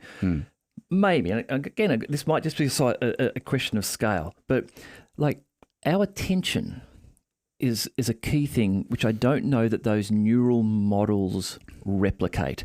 They're asked a question, like you type in, "Tell me this," and in one respect, it's like Google. Yeah, goes out, it gives you a heap of results, except it doesn't give you a heap of results. It actually collates the results into what it thinks is the best result for you. And it expresses it in a way that people will read and will like to read. So you could almost call that its social skills. Yes, it's got social skills. Yes, I think it definitely has social skills in that respect, in the way it responds, and particularly like the way I have used it is I've specifically asked it to rewrite this paragraph of text in a more engaging manner. And it does. It comes back. It's like, that's really well written marketing speak, It makes me want to buy that thing. So it has that social skill, but it doesn't have, it's sitting there dormant at this stage. And you ask it and it replies with a condensed response based upon a lot of learning. But it doesn't have a focus or an attention. Have you seen any of that computer-generated art or poetry? Yes. That's quite weird, isn't it? Yeah. And it's sort of aping, or it seems to be sort of aping what it's seen as art. But so this is why I was saying I could be wrong here, and the AI art is a really good example of this. So with AI art, you can ask it, say, paint me a scene of two men sitting down having a podcast. And it'll give us something along these lines. But what it will do, without being told anything about the way to calculate it, is it will choose where a light source is and it will get it correct. Like it'll assume a light here and the light will come from this way. It won't get it all mixed up. But the reason it's doing that is because all of the images that it's looking at have a light source in one area, and therefore the light is correctly shown. And so it's picking up and it's using that and modeling it. But if you push that far enough, if you push that out to the extreme, then it almost gets to the point where maybe it is capable of going that step further. I just don't know. I don't think it is. I think the thing that lets us think and focus, and like we say, I'm looking at you and I'm talking to you, but actually I'm listening to that sound I heard over there because I've kind of split my focus. I don't think that these AI systems have that ability yet. They're a machine to take a particular type of input and give a particular type of output. Yeah. We're capable of doing that, but we're also capable of doing a whole heap of other thinking around that. Sort of playing with the idea more. Yeah, like I could be completely subversive where I'm writing down in school, I'm writing down what you're saying, but what I'm thinking about is completely different. Or, and that's the interesting thing. Because of course, you could take it a step further and say, okay, Chat GPT 10, it can behave as though it is doing that. Yeah. And then what do you do once you can't tell the difference? Yes, and that's the thing from that example of like looking at where the light's coming from, where if it's good enough that it's, and you just ask it to go, well, now I'm not just going to ask you one question. Now I'm going to ask you to go and just continuously talk to people. If any, something, maybe it's at that point where it's difficult for us to tell it apart. But again, it may still just be a replica. It's like a dead simile of a conversation. Yeah. I mean, that's what it feels like that. But, if that idea of consciousness arising in some way that we don't understand from the complexity. Maybe that's it. Yeah, that's right. That's the risk. That's the big risk.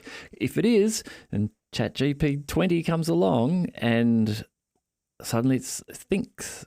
And it does. It really thinks. It's not us saying, it's just we think it's thinking. No, it's actually thinking. It's conscious. It's just like us. But we won't know. Yeah. It's just that instead of being a carbon-based consciousness, it's a silicon-based consciousness. Yeah. It'll be a real ethical conundrum. Or even more, it's a virtual consciousness. Because effectively we're replicating neurons virtually in these models that we're building. So maybe it's a virtual consciousness, but it's conscious. But just in a different way. That's the other side of it is is it going to be, if it does achieve consciousness, is it going to be conscious in the sort of way that a human being is? I don't think it will. Well, no, that's a good question. Or maybe it will be like those savants you're talking about. Yeah. Or something like that, you Yeah. know, where it's human, but it's an unusual type of human. Well, it might be because we're modelling a brain, those AI models. We're kind of modelling. They're neurons is what we're basing it on. They're connected together, true. and they're taking an input and they're trying to then balance weights and learn to be able to reproduce. But instead of the sensory apparatus that we kind of got here through, and what we've evolved as our sensory apparatus, we're feeding it the internet. Yes. As it senses, if you like. Yeah. So there's a human element to it, but it's also, you know, quite different. Yeah, it is. So that's to your question. Would it respond in the way that a human does, or think in the way that a human does? I think it will be influenced in some ways. It will, because we're giving it human writing, we're giving it human art, we're giving it human music. So these things it will take on and be able to reproduce like a human, but it doesn't have ears. Or maybe it does. Maybe we'll build it so it does have ears to some extent. It doesn't have touch. It doesn't have taste. So some of these senses it still doesn't have. It may struggle to be able to really. Appreciate. Well, I don't know.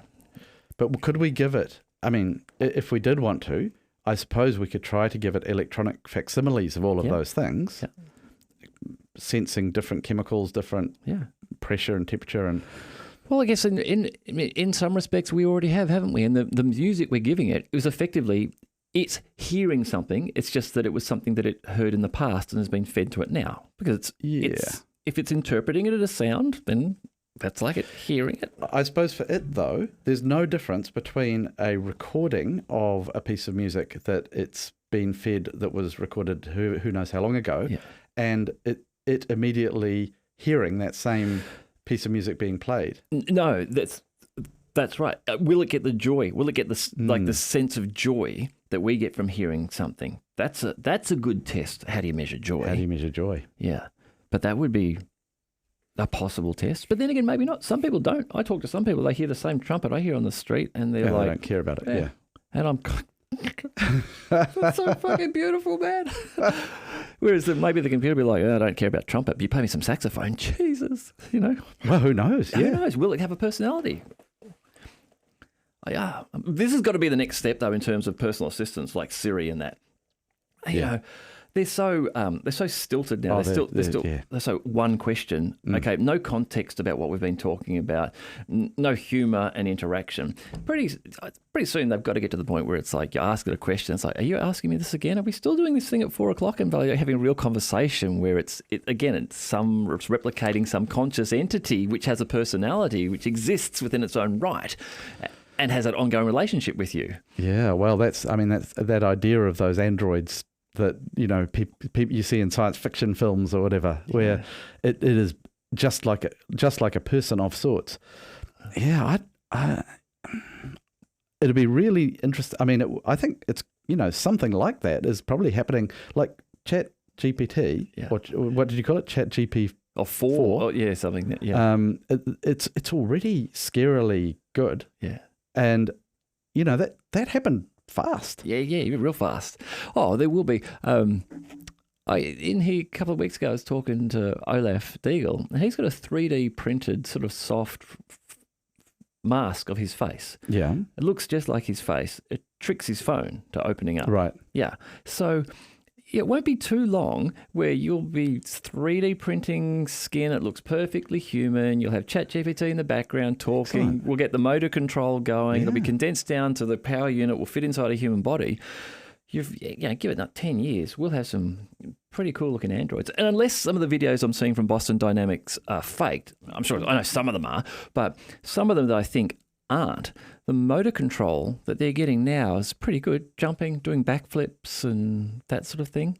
Wow. So we could start making a little android of ourselves and sending it to work for us, and we'll just sit around and drink gin and tonics all day. Yeah. Bonus. Well, you some professions already will. There's a tweet I saw yesterday. Are these 10 professions? I think they asked ChatGPT, what 10 professions do you think you'll be able to eradicate? Oh, no. It was like, well, copywriters, marketers, blah, blah, all of these sort of things. We were just picking them up. It's like, this is shit I can do now. Oh, man. Yeah. That's amazing. Well, I mean, it's not good for those people, but... Or is it? Maybe it is. I mean, because if it can take over all that stuff, those guys can do something even more creative and cool. Or what it might be is like the way that I'm using it is that I ask it for something and it's 80% really good, but it needs me to go and tweak the 20% to make it specific to this application or this work or this domain. And so, maybe it's a great productivity tool and those marketers will now get through 10 times as much work. Yeah. And be able to concentrate on that 20% that's actually the hard part. Yeah.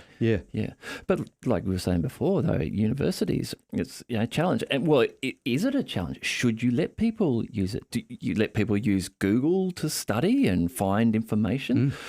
Should we not let them use Google to condense that down into a best response for them? Well, that's a really good question. And I think... I mean, obviously, we're going to have to learn to deal with it in some way.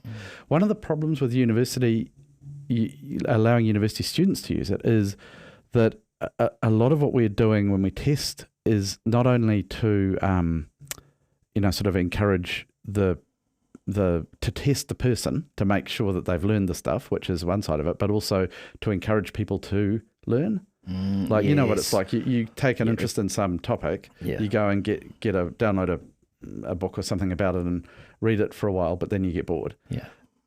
If you've got an exam coming up at the end of the month, you read the book. Yeah. And if people can just type in to some AI, write me an essay about the inner ear, and it does it. Then they haven't learned. They haven't learned. AI has learned, but they haven't learned. That's right. And so I suppose that's a problem because it makes it hard for us to discriminate between a weaker student or a person who just wants to get a bit of paper to get a job and therefore would be really bad at the job when they got it, from a really good student who wants to study and wants to learn. So like I was saying, perhaps it needs to be turned around and now you leverage the massive scale ability of AI to do the testing for you. Yeah, because that's one of the problems with university teaching. If you've got a class with 100 students in it, it takes a long time with extremely expert people who've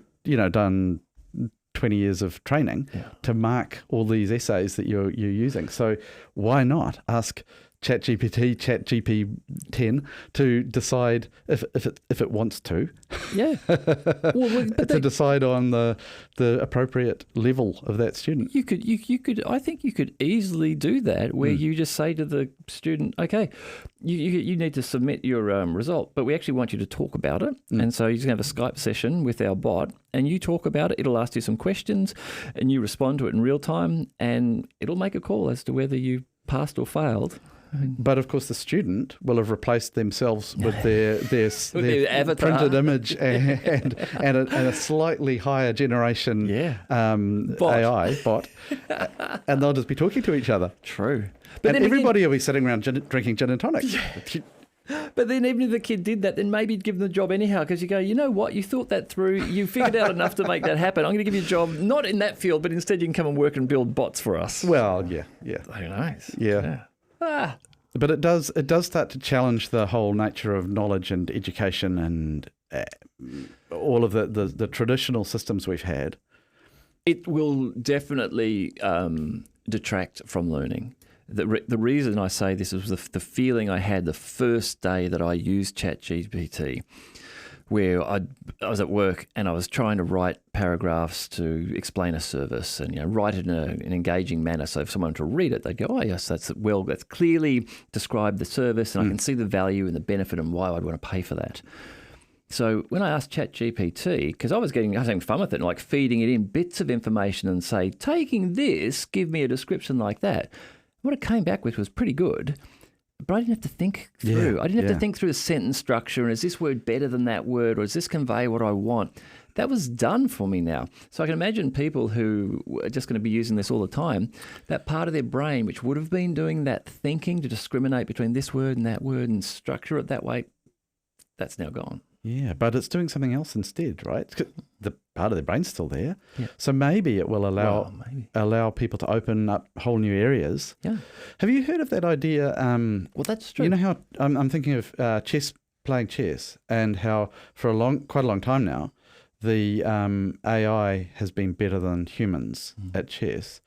But there's this thing they call them centaurs. You know the idea of a centaur, half man, half horse. Yeah. Well, it's a human and a computer playing on Together. the same team, where the human, apparently that's even stronger. Yeah. I don't know if it still is, but at one point anyway, it was stronger than just the AI by itself. And so maybe that's a thing. We should be trying to embrace this system more and developing ourselves in directions that we haven't really thought of, or we've only touched on a little bit before. So this is what I've been thinking about Neuralink, Elon Musk's Neuralink, where phase 1, they're going to insert a chip into your brain, which will allow you to think, and that chip will then say wirelessly connect to your car or your computer, and you'll be able to control it. So it's directional going out from your brain. So I'm pretty sure that Elon must be thinking, well, phase 2 we'll put information into your brain. And so we'll start to be able to take the internet and put it in. So, well, why don't we put AI on that chip that's in your brain? So now when you start thinking about things, you've got your thoughts, but you're getting supplemented with ChatGPT 100 going, well, maybe we start here. Good call, man. Brain, we'll start there, you know? And as I say, if they can do that, the first one of those, the first one successfully, they wheel the person out and they're like, yes, I've been augmented by ChatGPT. That will be the most popular selling product after Sliced bread. Yeah, or heroin or cocaine or something. It will be in demand when you realise that your friend has got that implant and is now incredibly smart and you're not. It'll be terribly hard to do, though. I mean, the allowing you to think in a certain way that will control a chip, that's a much smaller problem. Orders of magnitude simpler than going the other way. Yeah, I do. But they're working towards it. Like, not only are they building the chip, but they're also building a whole fleet of robots to do the insertion into the brain, to automate that, because the tiny wires that come off this chip are so small they can't actually be placed correctly by a person. So they have a dedicated machinery to do that. Have you come across the idea of cochlear implants? Yeah, I've heard of them, but I don't really know what they Well, this is taking our conversation back towards the ear again, but they are, you know how I was talking about those little hair cells in your cochlea and how the cochlea is like a snail shell? Yeah. Well, a cochlear implant is an array of electrodes that's literally inserted at the moment by a surgeon, inserted into the cochlea. So it just goes around curls around that coil. And the cochlea's normally got those little hair cells in it, the hair cells being joined up to the auditory nerve fibers.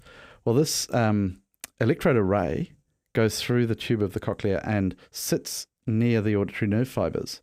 And then it electronically stimulates them. Instead of neurotransmitters being released by the hair cells, the electricity between the electrodes in this array stimulates the nerves, like, when you get an electric shock on your skin, same sort of principle. And so it one of the properties of the cochlea is it's responsive to low frequencies at one end and high frequencies at the other end. And so the electrode array can kind of mimic that by sending current between two electrodes at one end for high frequencies and the other end for lower frequencies. And it all relies on a decoding of the sound, so that the person still has to wear a little computer, it's called a speech processor, on the outer part of their head. That's got the batteries and things. Yeah. And then there's a little induction coil that's embedded into the skull, and that is what drives the electrodes. So you don't have batteries inside your head. Yeah. But so that's one way in to the brain, right? Which, if you're not, you could feed other stuff than sound in through that, and you already can, because you can Bluetooth directly to it. So if someone's got a cochlear implant, they can listen to television or music through. It doesn't work that well for music. It's just music's a bit tricky to encode because it's set up for speech. Right. But as the technology improves, yeah. But here's the thing, and what you made me think about this. There's also what's called the brainstem implant. So if someone's auditory nerve that joins the ear to the brain is damaged, which sometimes is the case, there's another form of implant that you can put into the brain itself. Same thing, because the brain has that, it's called tonotopicity, so where low frequencies at one end, high frequencies at the other. The brain also preserves that in different places in the brain. And so you can put this little array of electrodes onto the brain itself. It will, again, induction of current from the stimulate, and people will hear stuff. It's not as good. You don't hear it as well, but maybe that would be the way in, would be through the existing sensory systems. Yeah. And we haven't been able to do one for vision yet. It doesn't work. That they're trying, but it's harder with vision. But it could be that's the way to get the information into the brain. So you end up with hearing it. You end up with a couple of little inserts around each auditory nerve and a couple around the optic nerve. Maybe, yeah. And then you've got your sound and vision coming in. Yeah, interesting. There we stuff. Go. Yeah.